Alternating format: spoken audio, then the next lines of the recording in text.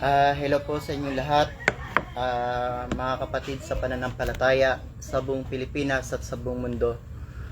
Naririto na naman po tayo upang tayo magpahayag ng mga katotohanan ng mga tunay na aral dito po sa ating pong banal na kasulatan na mga itinuro po sa atin ng ating pong pastor, ang tunay na sugo ng Diyos sa ating kapanahunan ngayon. Dahil kung wala po siya at yung mga banal, hindi ko po matututunan yung lahat ng mga bagay na ito na ihahayag ko sa inyo.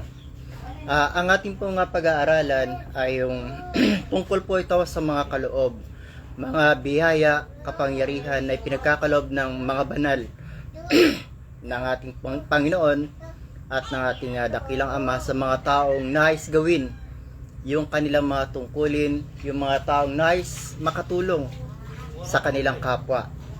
Dito po sa ating pong babasahin sa sa unang Korinto kapitulo 12 talatang 4. Ngayon may iba't ibang mga kaloob, datapwat isang espiritu, at may iba't ibang mga pangasiwa, datapwat isang Panginoon, at may iba't ibang paggawa, datapwat isang Diyos na gumagawa ng lahat ng mga bagay sa lahat. Datapwat sa bawat isa ay binibigay ang paghahayag ng espiritu upang pakinabangan naman, sapagkat sa isa sa pamagitan ng espiritu ay binibigay ang salita ng karunungan, at sa iba'y ang pagsasalita ng kaalaman ayon din sa espiritu. Ito rin po yung sinasabi ko na kung wala po yung mga banal na espiritu, hindi ko ako makakapaghayag sa inyo, dahil unang-una sa lahat, hindi naman po ako nag-aral ng Biblia. Wala po ito sa pinag-aralan ko. Wala po akong kaalaman tungkol sa banal na kasulatan. Alam po yan ng lahat ng kamag-anak ko. Hindi ko po pinag-aralan yan. At kagaya na rin po ng mga panggagamot, hindi ko rin po pinag-aralan yan. Yan po ay binahagi sa atin, sa inyong abang lingkod, na nabiyaya ng mga banal ng ating pong Panginoon. Kaya po, ito yung mga bagay na hindi ko nagagawa noon, nagagawa ko na po ngayon. Dahil gawa po ng nabanggit ko sa inyo kahapon, isa po ako sa binigyan ng karapatan ng ating pong Panginoon na makapaghayag sa lahat po ng mga tao upang maipaalam ko po yung mga katotohanan ng mga tunay na aral ng banal na kasulatan. Kasi po kung gagawin ko ito ng sa akin pong sarili, hindi ko po ito magagawa. Sapagkat sa isang espiritu ay binabautismohan tayong lahat sa isang katawan, maging tayo Hudyo o Grego, maging mga lipin o mga laya, at tayong lahat ay pinainom sa isang espiritu. Alam niyo po yung pinainom, salitang pinainom sa banal na kasulatan?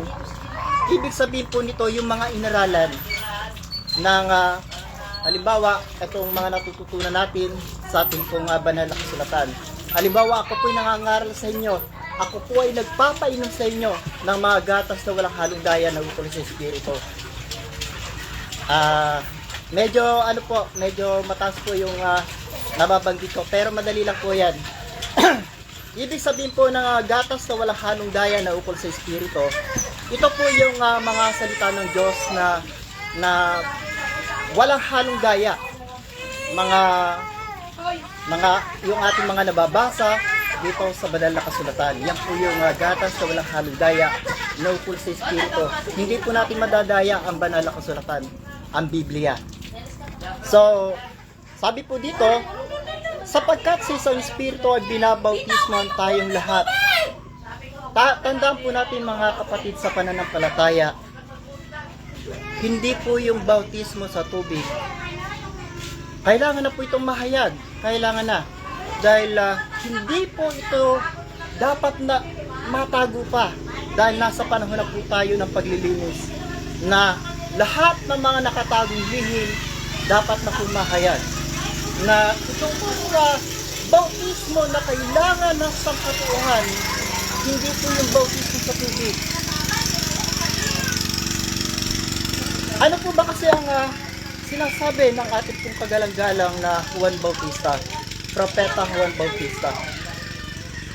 mayroong isang nasa likod niya na mas makapangyarihan sa kanya, na siya ang sa inyo magbabautismo sa Espiritu Santo at apoy.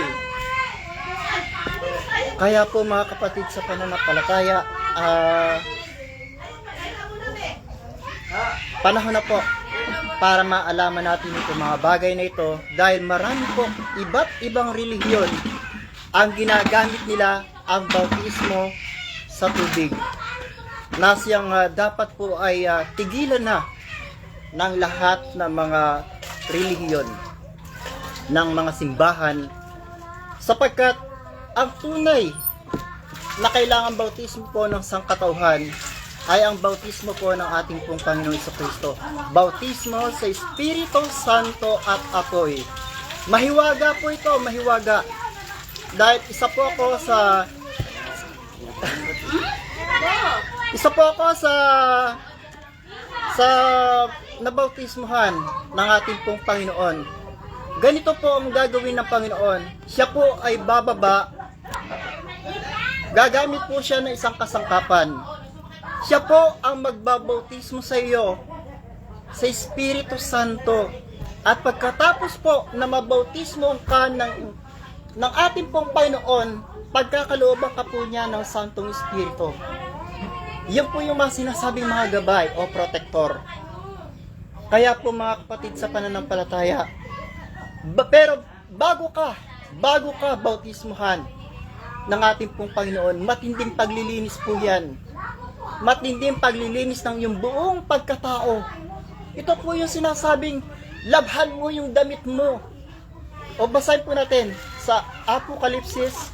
Ito po yung sinasabi po ng ating dakilang Ama sa Apokalipsis Kapitulo 22, talatang 14. Mapapalad ang naghuhugas ng kanilang damit upang sila magkaroon ng karapatan sa punong kahoy ng buhay at makapasok sa bayan sa pamamagitan ng mga pintuan. So, ito po yung sinasabi na naghuhugas ng kanilang damit. Matindihan pong ayun itong ginagawa natin. Dito po sa kaharian ng langit na mga alagad ng pastor, sasabihin ko na po sa inyo totoo na halos lahat po kami, dumaan po kami sa mga matitinding ayuno, na kami po ay hindi ko naman po ito dapat sabihin at hindi ko naman po ito dapat parang ganito na lang po. Hindi po ako nagmamataas. Ipinapaalam ko lang po sa inyo yung mga katotohanan na bago ka gamitin ng mga banal, kailangan mo muna pong linisin ang iyong buong pagkatao. Kailangan mong linisin ang iyong puso, ang iyong isipan, ang iyong kaluluwa. Mahaba pong panahon ito ng paglilinis. Kailangan mo iwanan yung sanlibutan. Iwala mo ang iyong sarili at sumunod ka sa krusado ng Panginoong Jesucristo.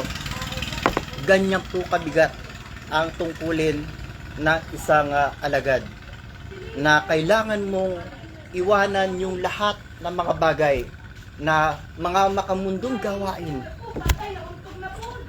para lamang sumunod. Parang kagaya po ng ginawa ni Apostol San Pablo, na kung paanong siya ay sumunod sa krusado ng ating Panginoong Jesucristo, na dati siyang Romano Katoliko, isa po siyang mamamatay tao na mga mananamba ng ating pong Panginoong Jesucristo. Lahat ng mga mananamba doon sa daan ng Damasco, na ito pong pananampalataya ng Panginoong Jesucristo, bawat alagad ng Panginoon na pupunta sa Damasco, pinapatay po ni Apostol San Pablo dahil isa po siyang Romano Katoliko nung kapanahunan po niya. Subalit, nung bihagin siya ng ating Panginoong Jesucristo, dito po na bago ang kanyang pananaw. Dito na bago ang kanyang pananampalataya. Pinalitan niya, sana po ganito yung lahat ng tao. Gaano makataas ang yung pinag-aralan, dahil si Apostol San Pablo isa pong abogado at napakatalino. Sana po ganito ang mga tao, na kung nakikita mo, iyang pananampalataya mo ay hindi naman talaga makapagliligtas, Binobola lang po kasi ng iba't ibang mangangaral ang mga tao sa pamamagitan ng kanilang mga samot-saring salit-saling sabi o mga doktrina na gawa mo, kaya nga po na sinabi ng pastor na marami na raw po mga tao ang mga nailigaw. Hindi po ba dapat tayo magpakumbaba na lamang po tayo kung may makita tayo na isang pananampalataya na ang presensya ng mga banal na espiritu ay nandoon. Ito po yung nakita ko po dito. Lahat na lamang po ng reliyon napuntahan ko na. Nasamahan ko na. Pero dito ko lang po natagpuan ang ating Panginoon. Dito ko po nalaman na ang ating pong Panginoong Diyos na ating sinasamba, nakakausap pala dahil sila po'y buhay. Buhay sila magpakailanman. Eto po, tatanong ko sa inyo. Sa lahat ng mga sinasambahan po ninyo, kailan nyo nakausap ang Diyos na sinasamba ninyo? Dahil po nung kapanahunan na Propeta Moises, doon sa Horeb, pinabababa po ng Ama. Bumababa po ang Ama doon upang yung kanyang tinig ay kanyang maiparinig sa sangkatauhan. Yan po yung utos niya sa kagalang-galang na Propeta Moises. Kaya po mga kapatid sa pananampalataya, hindi po basta-basta ang kaharian ng langit na tinutuya ng maraming tao. Siguro po ayaw nilang mahayag ang isang tunay na pananampalataya na ang presensya ng mga banal na espiritu narito po sila. Sa kabila po ng ating pong sambahan ay isang barong-barong lang, sira-sirang sambahan na payak sa kayamanan, na sobra sa kahirapan, pati yung mga taong nagsasamba. Ganun po katindi ang kaharian ng langit. Taliwas po ito sa mga sinasabi ng iba na nasabi, kami daw ay mga bulaan, kami daw ay mga propetang bulaan, na yung mga bumababang mga banal na espiritu, sinasabi nila na mga karumaldumal na espiritu daw. Alam niyo po, marami po kasi mga tao ang pinipigil na mahayag yung mga katotohanan. Pero panahon na po ng pagbabago, panahon na ng pagsisisi, nasa panahon na po tayo ng paghuhukom, nasa panahon na po tayo ng paglilinis ng Diyos, na ang lahat ng mga itinagong lihim dapat na pong mahayag. Yan po yung sinasabi sa Apokalipsis Kapitulo 22, talatang 10. At sinasabi sa akin, huwag mong tataka ng mga salita ng hula ng aklat na ito sapagkat malapit na ang panahon. Ito po nung panahon po nila ito, sinabi niya malapit na, pero ito po yung nagaganap sa ating pong panahon ngayon, na dumating na ang panahon ng galit ng Diyos, na ito pong mga nangyayari sa atin, na lahat ng mga kaparusahan, lahat ng mga sumpa, salot, puot, galit ng ating dakilang Ama ay naibulaos na po sa sangkatauhan. Paano pa po ba tayo mabubuhay pa riyan kung tayo pong mga tao ay nangabubuhay sa pagkakasala? Yun po yung sinasabi rin ng Apostol San Pablo, na paano nga, basahin na nga po natin Roma Kapitulo 6. Ang sabi po dito, ano nga ang ating sasabihin? Magpapatuloy baga tayo sa pagkakasala upang ang biyaya ay makapanagana? So ito po yung isang malaking katanungan ni Apostol San Pablo noong kapanahunan niya. Ito rin po yung tinatanong ng pastor sa ating lahat ng mga tao. At yun din po yung tinatanong ko ngayon sa lahat ng mga tao. Paano po tayong mabubuhay pa? Magpapatuloy baga tayo sa pagkakasala upang ang biyaya ay makapanagana? Although marami po mga taong umaasa na lalabas na raw yung kayamanan na yan. Paano po lalabas yung mga kayamanan na yan? Wala naman pong nagaganap na pagkakaisa sa buong Pilipinas at sa buong mundo. Patuloy ang kaguluhan, patuloy ang patayan, patuloy ang paggera, patuloy ang mga kasamaan at kalikuan ng sangkatauhan. Ibibigay lang po yung mga kayamanan na yan. Tandaan po natin lahat. Kapag nagkaroon na ng divine government, na ang mamumuno sa isang bansa ay taong maka-Diyos, na ang mga taong namumuno, lahat sila ay may mga gabay, mga protektor, upang wala na pong gagawa pa ng kasamaan at kasalanan sa lahat po ng kanilang mga nasasakupan. Balik po tayo sa ating pong topic na binabasa kanina, na dapat po nating malaman yung pong sinasabi natin na yung sa pagbautismo dapat po tigilan rin po ito ng iba't ibang pananampalataya. Dahil yung tunay po na bautismo, ito po yung sinasabi po ni Apostol San Pablo. Basahin po natin para maalaman po ito ng sangkatauhan. Dito po sa Aklat ng Gawa, Kapitulo 19. Dito nyo po malalaman kung ano po ba talaga ang tunay na bautismo.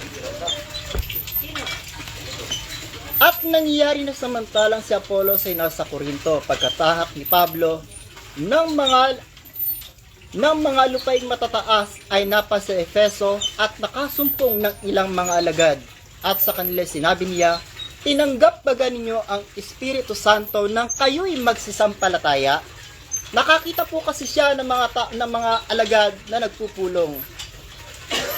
At nagtanong po sa Apostol San Pablo kung meron pong bumababang banal na Espiritu sa kalagitnaan ng kanilang pagpupulong, o kung meron man silang mga tinanggap na mga banal na Espiritu nung sila'y binautismuhan.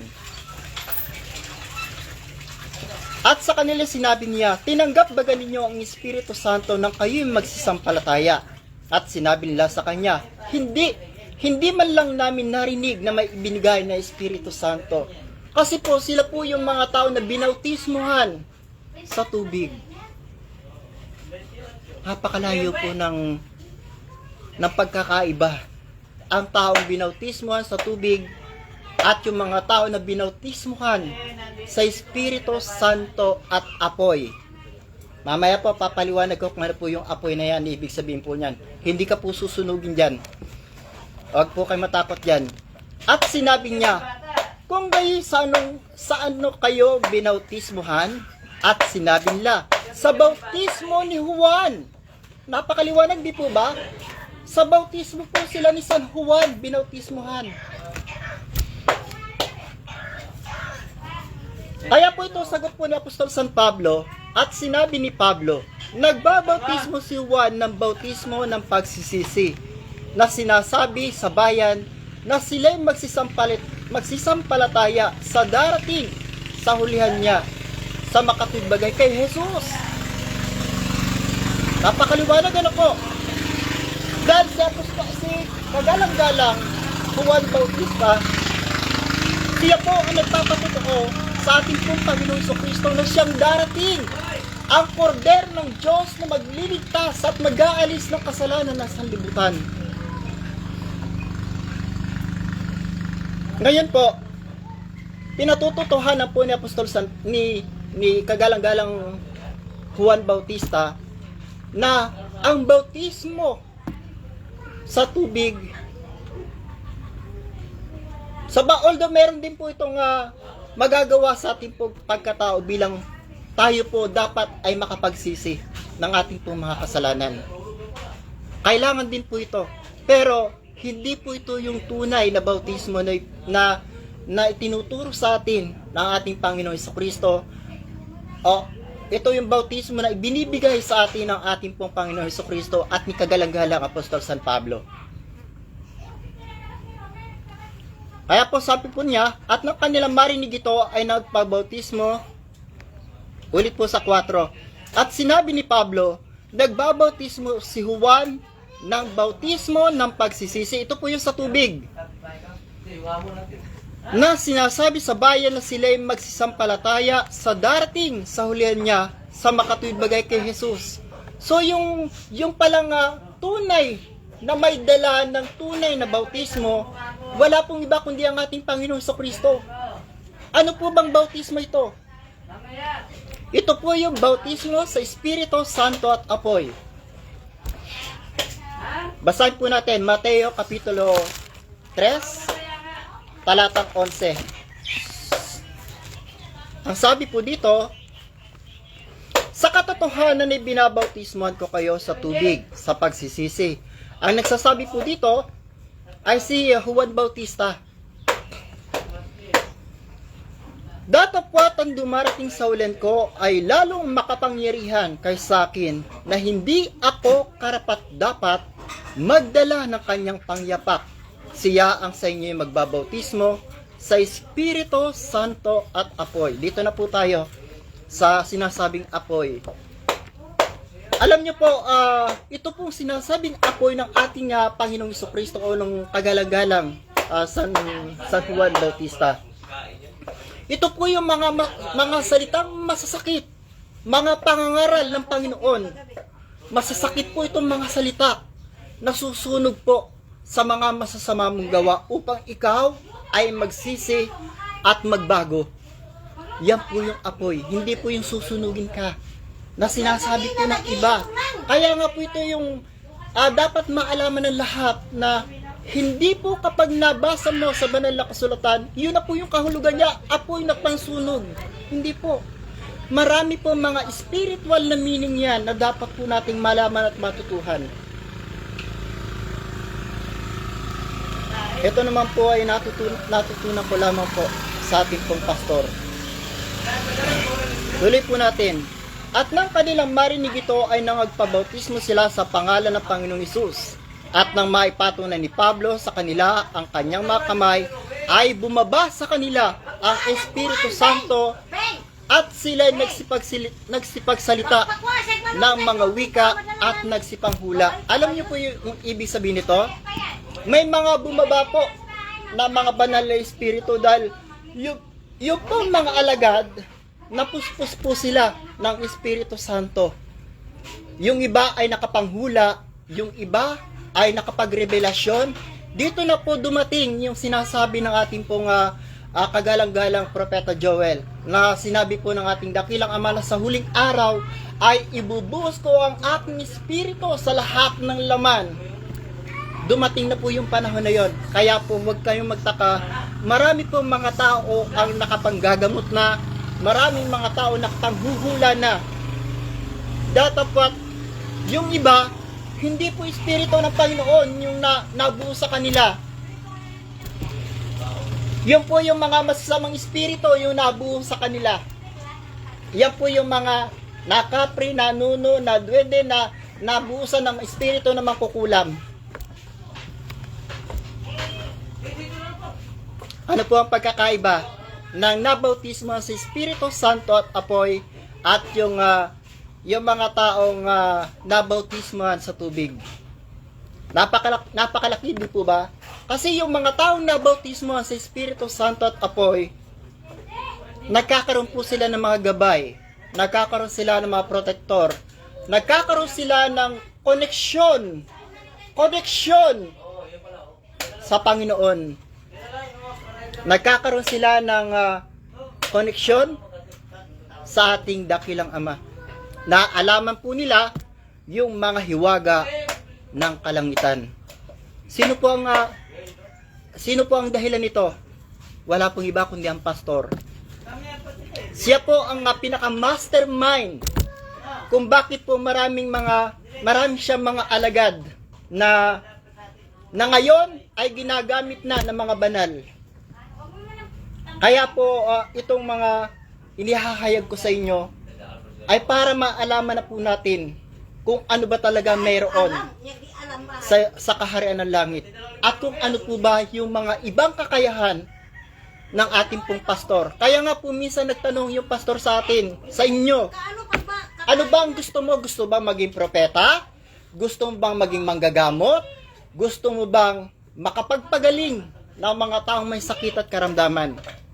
Lumapit ka lang po sa Kanya ng may tapat na puso at lubos na pananampalataya.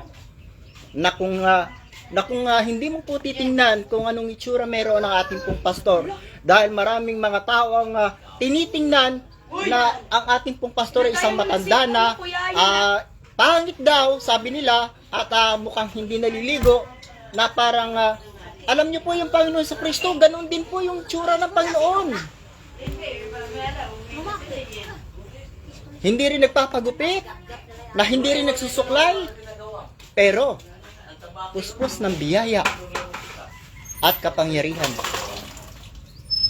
Gusto niyo po bang malaman kung ano yung katangian ng isang pastor? Ng pastor ng Kaharian ng Langit? Ito po, Isaiah Kapitulo 53. 42 po pala, Isaiah Kapitulo 42. Ang pangako ng Panginoon sa kanyang lingkod. Narito aking lingkod na aking inaalalayan, ang aking hinirang na kinalulugdan ng aking kaluluwa. Isinasa kanya ko ang aking espiritu. Siya maglalapat ng katulan sa mga bansa. So isa po ito. Ang pangalawa po dito sa Isaiah 53. Ito naman po yung kanyang mga katangian. At kagaya po siya at kawangis ng Panginoon Kristo. Ang lingkod ng Panginoon ay nagbabata ang kanyang kamatayan at karangalan. Sinong naniniwala sa aming balita at kanino nahayag ang bisig ng Panginoon? Sapagkat siya tumubo sa harap niya na gaya ng sariwang pananim at gaya ng ugat sa tuyong lupa, walang anyo o kagandahan man, at pagka ating minamasdan siya ay walang kagandahan na mananais tayo sa kanya.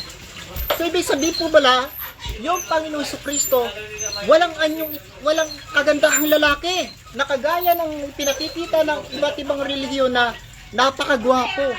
Ang sabi po sa Biblia, walang anyong kagagandahan na mananais tayo sa kanya. Ganun din po yung anyo ng pastor. Kaya nga pong sabi na ba, ang pangit naman ng pastor na yan.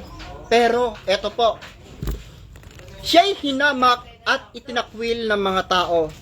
Yun po yung ginawa nila sa Panginoon Kristo. At ganun din po yung ginagawa ng mga tao ngayon sa ating pong pastor.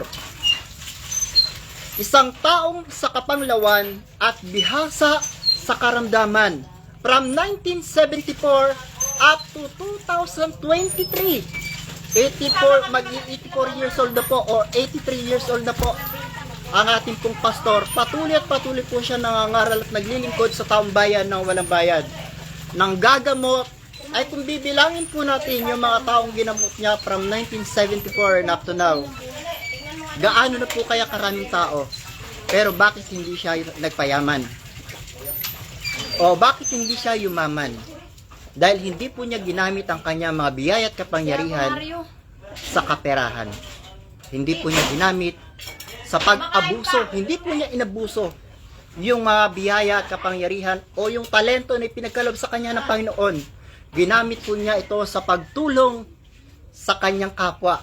Isa na po ako sa tinulungan niya na mapagaling at marami na rin po ako nasaksihan na pinagaling ang pastor. Pagkatapos ko po na ako'y mapagaling niya, ginawa rin po niya akong alagad, ginawa rin po niya akong manggagamot at ginawang isang mangangaral.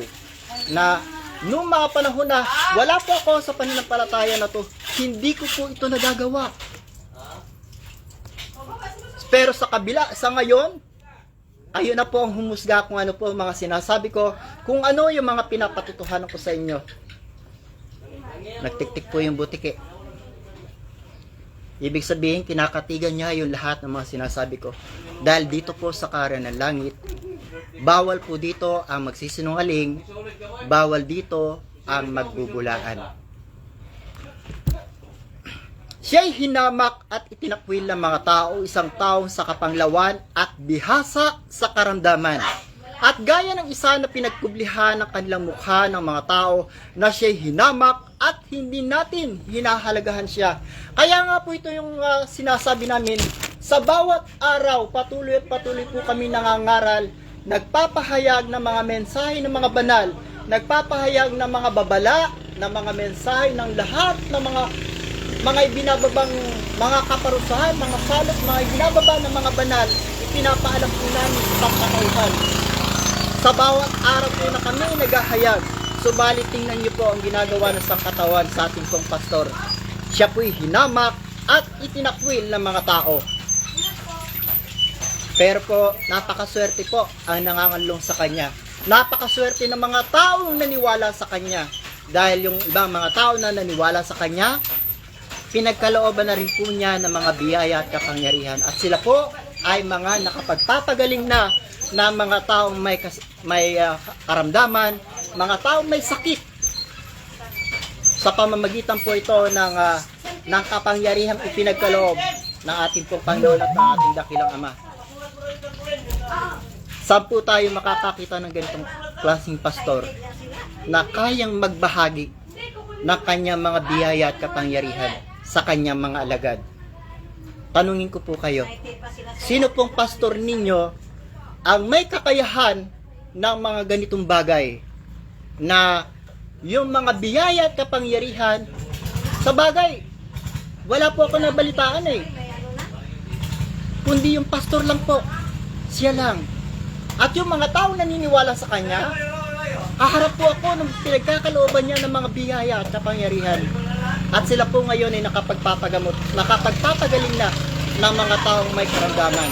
Isa na po ako roon na magpapatuto sa inyo kung paanong biyaya at kapangyarihan meron ang isang pangit na pastor na nilalay ng sangkatauhan.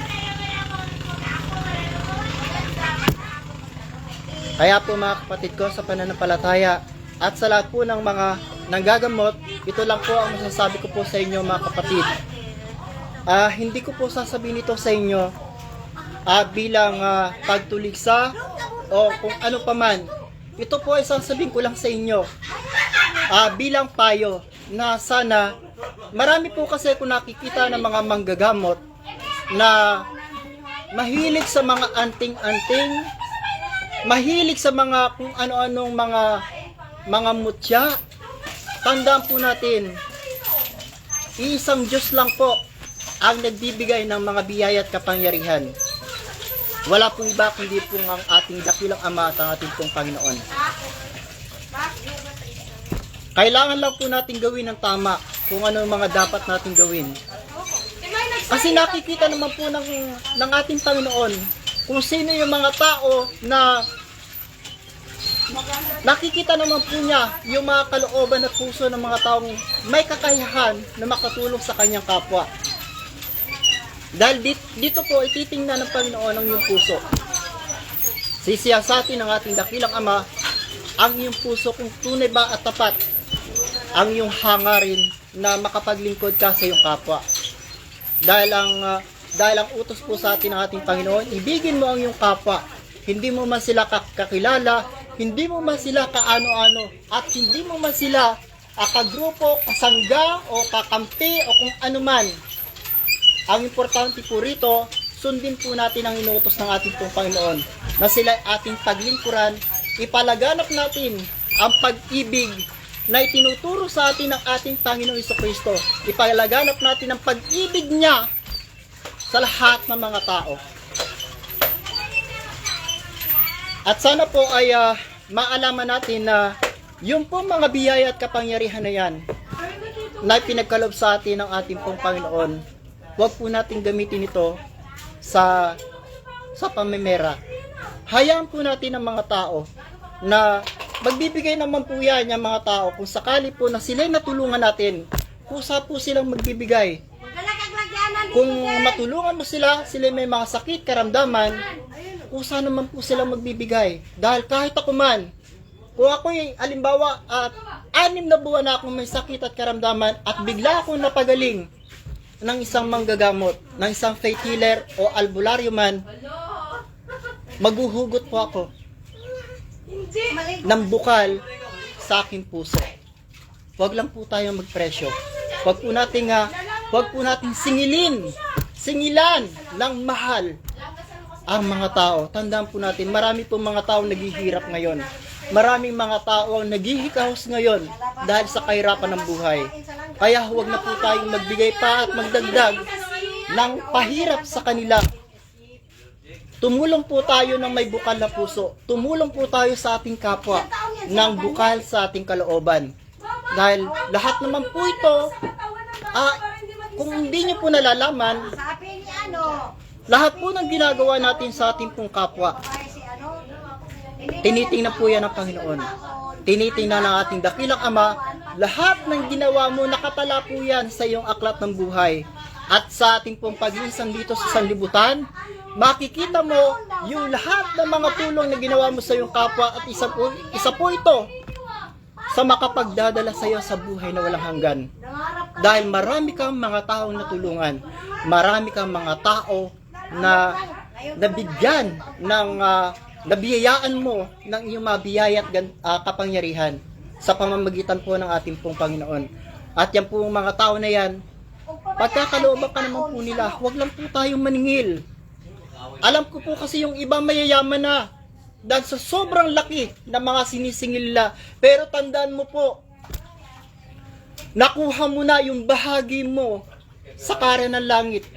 Kaya pagdating ng panahon, ito po ang sinasabi ng Panginoon, babasahin po natin. Pakatandaan po natin ito sa lahat po ito ng mga manggagamot, mga faith healer, sa lahat ng mga nagpapagaling ng mga sakit at karamdaman. Ito po sa Mateo Kapitulo 7, sasabihin ko lang po ito upang maging isang paalala sa inyo na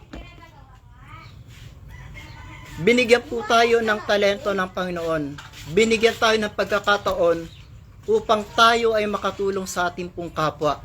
Binigyan tayo ng pagkakataon upang makapagbahagi tayo ng pag-ibig ng Panginoon sa lahat ng mga tao. Ginagamit po tayong mga instrumento.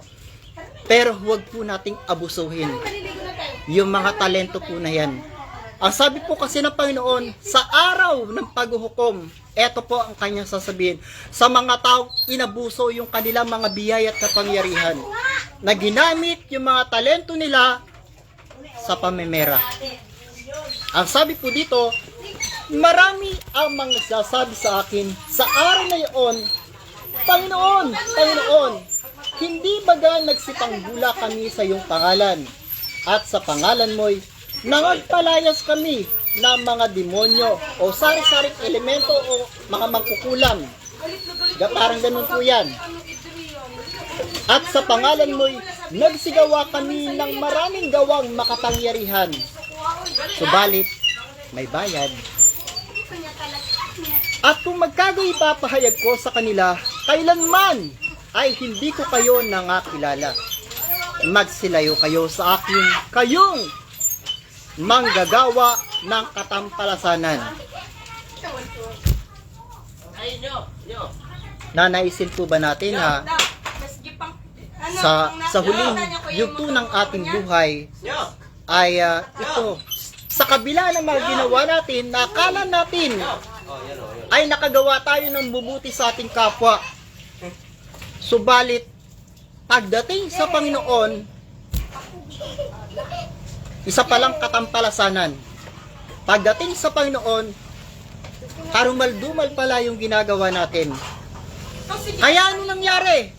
Itinakwil niya yung mga ganitong mga tao, yung mga ganitong mga albularyo, manggagamot, mga faith healer na namera sa mga pasyente.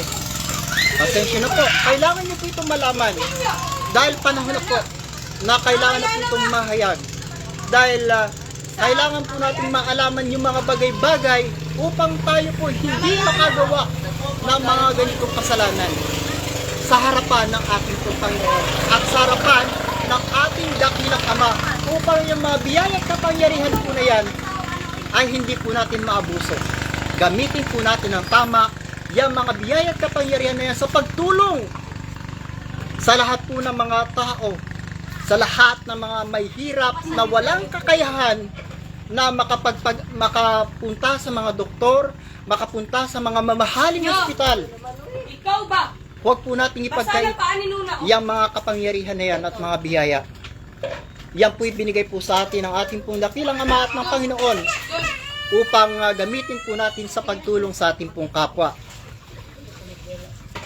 Kaya pong, ito po yung sinasabi po rito, kaya't ang bawat dumirinig ng ating mga salitang ito at ginaganap ay matutulad sa isang taong matalino na itinayo ang kanyang bahay sa ibabaw ng bato. Alam niyo po ba yung sinasabing ibabaw ng bato? Ito po yung Biblia. Ang layo na po. Kaya nga po sabi ko sa inyo, napakalayo po ng kahulugan ng mga sinasabi dito sa banal na kasulatan kung wala po sa inyo ang karunungan ng Diyos.